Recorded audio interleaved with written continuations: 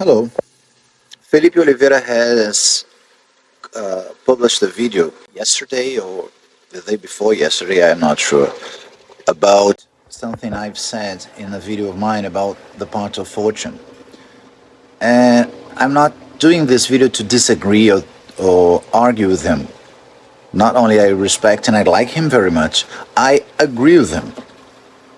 I just wanted to say, to comment a bit on a small point, which is not the main point of his video, but it could help other people. He said, I'll summarize greatly his video. Go and check what he actually said in his profile. He said that while most run-of-the-mill, most common horaries don't need the part of fortune, and he agrees with John Frawley and with what I said, that we should not pay attention to it, and it doesn't mean finances and money matters. He uses it a lot in mundane horaries or horaries about philosophical, metaphysical questions, etc.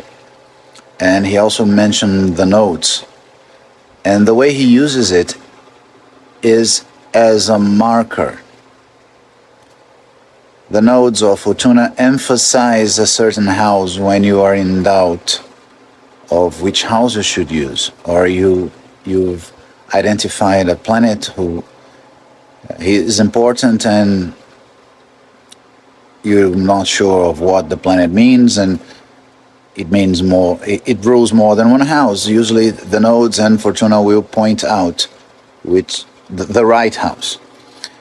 And I would like to add that although this is not usually necessary,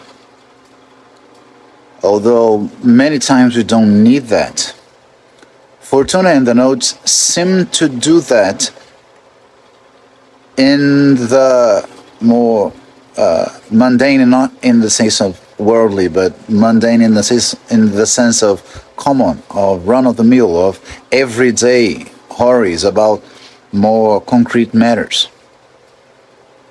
Sometimes you're not entirely sure if the question is about the 10th house or the 9th house. My advice is check Fortuna or the nodes. It's not impossible, it's not even rare that they are pointing in the direction of the right house.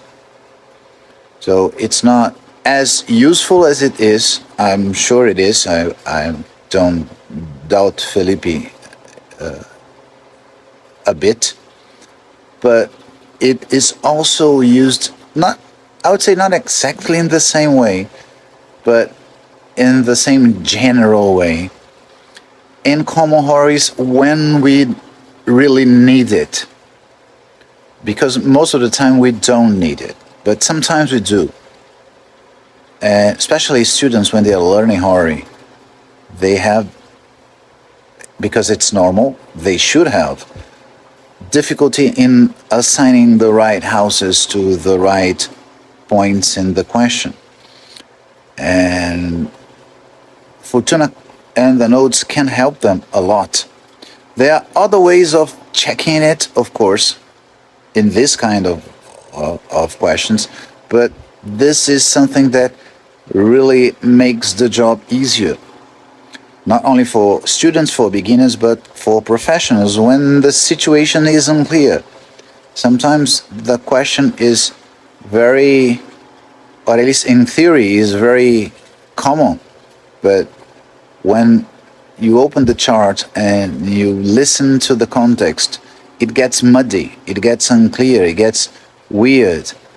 These things, Fortuna and the nodes, could help you move along this muddy ground, along this complicated terrain. So it's not a disagreement, and I thank Felipe for his video, but it's just a little a little addition to what he said.